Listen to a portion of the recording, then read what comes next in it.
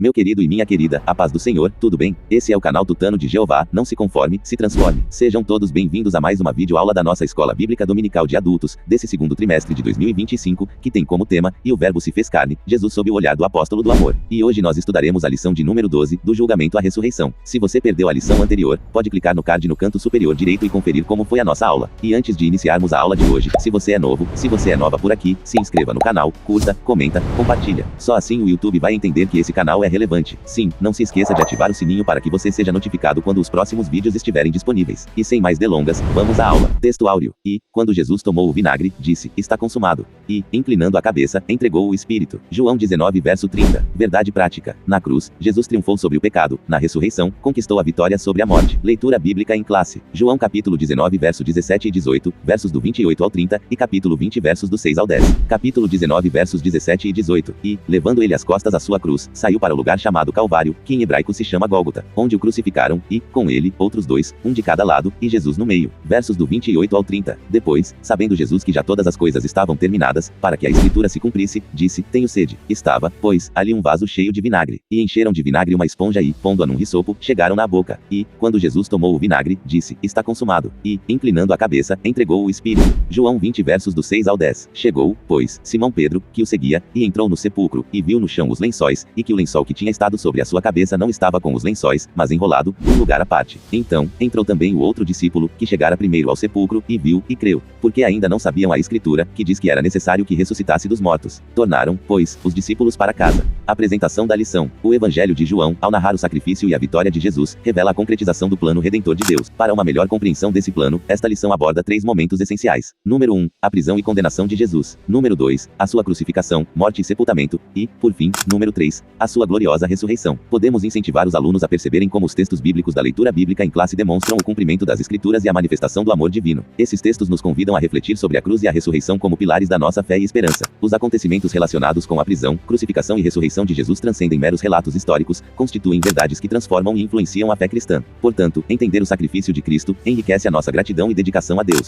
Assim, ao reconhecer a importância da cruz e celebrar a ressurreição, somos motivados a viver com esperança, firmados na vitória de Cristo sobre o pecado e a morte. Objetivos da lição. Número 1. Descrever o contexto da prisão e condenação de Jesus. Número 2. Explicar o significado teológico da crucificação, morte e sepultamento de Jesus. Número 3. Incentivar os alunos a celebrarem a ressurreição de Cristo como uma vitória sobre o pecado e a morte. Introdução. Nesta lição, iremos abordar a prisão, a condenação, a crucificação, a morte, o sepultamento e a ressurreição de Jesus. Estes eventos demonstram o cumprimento da missão do nosso Salvador. Toda essa missão pode ser resumida na frase, está consumado. A obra de Cristo no Calvário e a sua ressurreição constituem a base da esperança cristã. Tópico 1. A prisão e a condenação de Jesus. No subtópico 1, veremos sobre a prisão. No subtópico 2, veremos sobre o interrogatório. E no subtópico 3, veremos sobre a condenação. Subtópico 1. A prisão. Nos capítulos 17 e 18 deste Evangelho, após ter proferido o seu último discurso aos discípulos e os ter preparado para a traição de Judas Iscariotes, Jesus atravessou o ribeiro de Cedron e fez uma paragem no jardim do Getsemane. Este jardim era também conhecido como o Monte das Oliveiras, devido à grande quantidade de oliveiras que ali existia. Naquela madrugada, o ambiente neste local parecia carregado de tristeza e angústia. Os soldados romanos e os membros da guarda do sumo sacerdote foram guiados por Judas Iscariotes até o local onde Jesus se encontrava com os seus discípulos. Tendo concordado com a traição em troca de 30 moedas de prata, o traidor identificou Jesus com um beijo traiçoeiro, indicando aos soldados romanos quem ele era, levando à sua prisão e conduzindo até Anás, o sumo sacerdote, para ser interrogado. Em seguida, depois de ter sido agredido, o nosso Senhor foi levado perante o governador Pilatos. Capítulo 18 verso 28 e capítulo 19 verso 6. Subtópico 2. O interrogatório. De início, Pilatos questiona a acusação feita pelos judeus. Jesus fora detido durante a madrugada e, ao amanhecer, depois de ter passado pela casa de Caifás, o sumo sacerdote, os judeus preferiram que a condenação viesse do governador Pilatos. Assim, levaram Jesus até ele, apesar de este preferir que fossem os próprios judeus a julgar Jesus conforme as leis judaicas. João 18 versos 28 e 31. Por sua vez, Pilatos, na tentativa de aliviar a pressão política dos judeus, cedeu à hostilidade deles e decidiu colocar Jesus ao lado de Barrabás. Capítulo 18 versos do 38 ao 40. Este último era um criminoso notório e escolheram libertá-lo em vez de desistirem da crucificação de Jesus. O ódio religioso do povo era tão intenso que eles não conseguiam ver nada que pudesse impedir a condenação de Jesus. Subtópico 3. A condenação. Pilatos mandou que Jesus fosse açoitado e, posteriormente, os soldados romanos, para humilhá-lo ainda mais, colocaram sobre a sua cabeça uma coroa de espinhos afiados, provocando-lhe ferimentos e fazendo o sangue escorrer pelo seu rosto. Essa era uma maneira de escarnecer da sua suposta realeza. O instrumento utilizado para os castigos era um chicote com tiras de couro afiadas, que tinham pedaços de ossos ou pedras cortantes na ponta. Jesus foi ferido e teve a sua carne dilacerada pelos golpes. João 19 versos 1 e 2. Nesse momento, nosso Senhor assumiu as nossas enfermidades e dores, foi afligido e oprimido, foi castigado pelas nossas transgressões e iniquidades, cumprindo assim a profecia do profeta Isaías, Isaías 53 versos 4 e 5. A sinopse do primeiro tópico. A prisão, o interrogatório e a condenação de Jesus revelam a injustiça dos homens e o cumprimento do plano divino para nossa redenção. Do julgamento à ressurreição. A lição desta semana destaca a consumação da obra de Cristo neste mundo. Dois momentos cruciais que culminam a missão de Cristo são sua morte na cruz e, posteriormente, sua ressurreição. Sem este último evento, a esperança da salvação seria anulada, haja vista ser necessário Cristo vencer as amarras da morte. Atos 2 verso 24. É importante compreender o propósito da morte e ressurreição de Cristo nesse contexto. Enquanto sua morte como Cordeiro de Deus que tira o pecado do mundo, João 1 verso 29, atende à justiça divina. Por outro lado, sua ressurreição aponta para a esperança da vida eterna. Se Cristo ressuscitou dos mortos, a doutrina da ressurreição está fundamentada. Logo, todos que creem em Jesus têm assegurado o direito à ressurreição para a salvação eterna no dia em que Cristo voltar para arrebatar sua igreja. É por causa da ressurreição de Jesus que temos a esperança da ressurreição, pois se morrermos antes da sua vinda, ressuscitaremos quando a trombeta soar na ocasião do arrebatamento dos salvos. 1 Tessalonicenses 4 versos 16 e 17. A Bíblia de Estudo Pentecostal, edição global, CPAD, fundamenta a doutrina da ressurreição da seguinte forma: a Bíblia revela pelo menos 3 motivos pelos quais a ressurreição do corpo é necessária. Letra A. O corpo é uma parte essencial da personalidade humana total, os homens são incompletos sem um corpo. Por essa razão, a redenção, isto é, a salvação, restauração, libertação, renovação espiritual, que Cristo oferece se aplica à pessoa inteira, incluindo o corpo. Romanos 8 versos do 18 ao 25. Letra B. O corpo é o templo do Espírito Santo, 1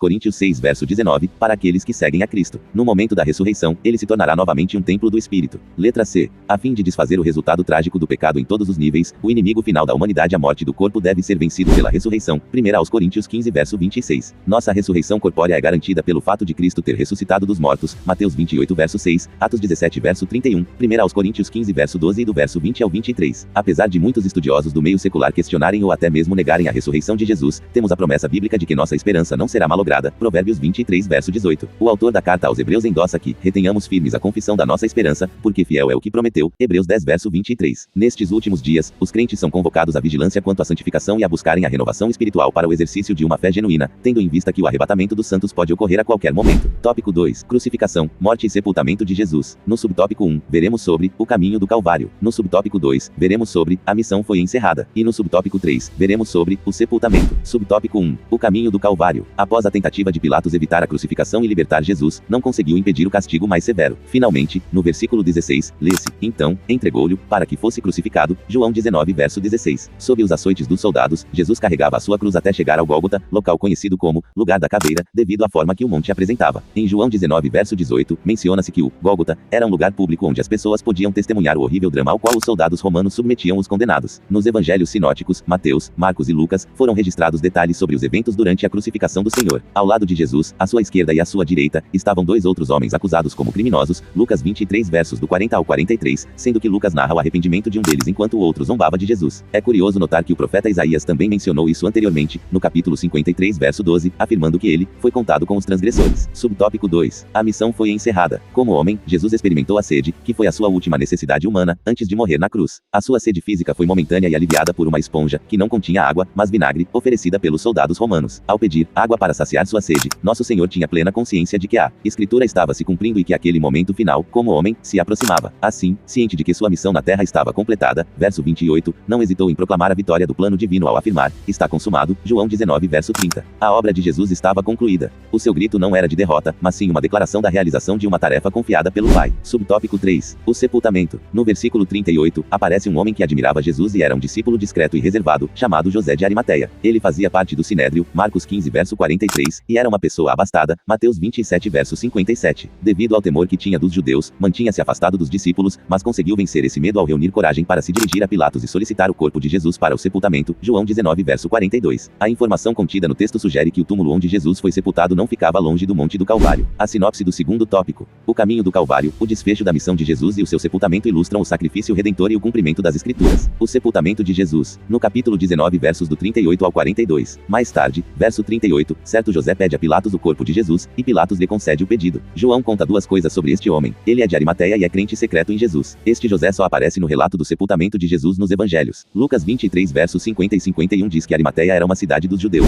José também tinha envolvimento com o Sinédrio e tinha um sepulcro perto de Jerusalém, o que significa que ele morava em Jerusalém. Lucas também nos fala que ele era homem piedoso. João enfatiza que ele era um crente secreto em Jesus por medo dos líderes judeus. Este tipo de crente, que frequentava a sinagoga, tornou-se numeroso mais tarde, quando os líderes do judaísmo o perseguiram. Tópico 3. A ressurreição de Jesus. No subtópico 1, veremos sobre o túmulo vazio. No subtópico 2, veremos sobre a ressurreição como base da fé cristã. E no subtópico 3, veremos sobre o Cristo ressurreto quebra a incredulidade. Subtópico 1. O túmulo vazio. Na manhã do primeiro dia da semana, domingo, ocorreu um terremoto na área do sepulcro, e um anjo de Deus deslocou a pedra, sentando-se sobre ela. Mateus 28 verso 2. Foi nesse instante que Jesus ressuscitou do lugar onde o seu corpo se encontrava. O túmulo ficou vazio, servindo como uma evidência clara da ressurreição de Jesus dentre os mortos. No Evangelho de João, é relatado que, após o sábado judaico, Maria Madalena dirigiu-se ao sepulcro, João 20 verso 1, acompanhada por Maria, mãe de Tiago, e Salomé, Marcos 16 versos do 1 ao 3, com a intenção de ungir o corpo de Jesus. Ao chegarem lá, a pedra já tinha sido retirada, Marcos 16 verso 4, e ao entrarem no sepulcro escavado na rocha, não encontraram o corpo de Jesus. O túmulo estava vazio. Subtópico 2. A ressurreição como base da fé cristã.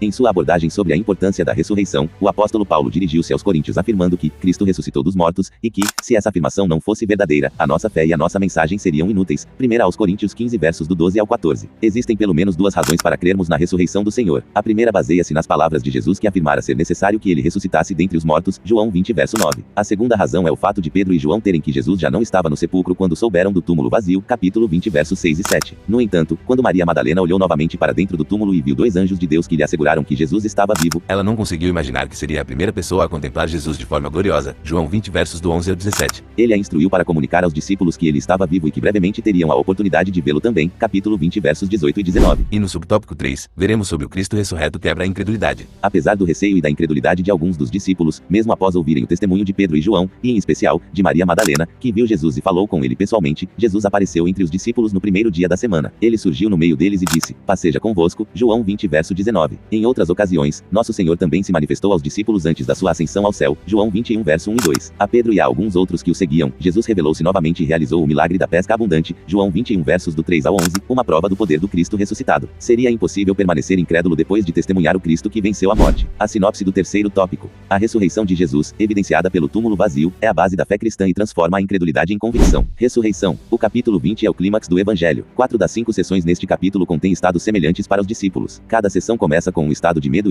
ou dúvida, fé fraca, e termina com alegria e fé fortalecida. As aparições pós-ressurreição fazem com que a fé vivifique. No capítulo 20, todas estas aparições acontecem em Jerusalém. A crença vem com esta compreensão da ressurreição. A ressurreição é a base da fé cristã. Paulo em 1 aos Coríntios 15 também confirma este fato concernente à fundação do cristianismo. Agora a fé pode vir à existência. Sua meta está no lugar certo. Esta é a razão das pessoas não serem salvas a parte de Jesus e sua ressurreição. É essencial que os dois apóstolos mais importantes vejam o sepulcro vazio, e que sua fé se complete, depois de ter começado em João 2 verso 11. Este é o testemunho apostólico. Contudo, João comenta que eles ainda não entendem a Escritura. Em outras palavras, algo está faltando, se bem que eles passaram do medo para a fé. No Novo Testamento, o fator mais importante que o sepulcro vazio é as aparições pós-ressurreição. Conclusão. A ressurreição do Senhor Jesus é o evento mais significativo do Novo Testamento. Este acontecimento concretiza a nossa esperança na ressurreição do corpo, tal como está expresso no Credo Apostólico, um importante documento da tradição cristã. Creio na ressurreição da carne. Assim, à luz deste fato, somos encorajados a manter a nossa fé, pois depositamos a nossa esperança naquele que triunfou sobre a morte de forma definitiva. Aplicação. O tema desta semana convida-nos a viver todos os dias à luz do sacrifício e da ressurreição de Cristo, tendo consciência do preço que foi pago pela nossa redenção e da vitória que ele nos proporciona. Que a nossa fé se fortaleça e a nossa esperança se renove ao recordarmos que Jesus triunfou sobre a morte para nos conceder a vida eterna. Na Assembleia de Deus, a gente aprendeu a comer tutano de Jeová. Tutano de Jeová. Tutano de Jeová.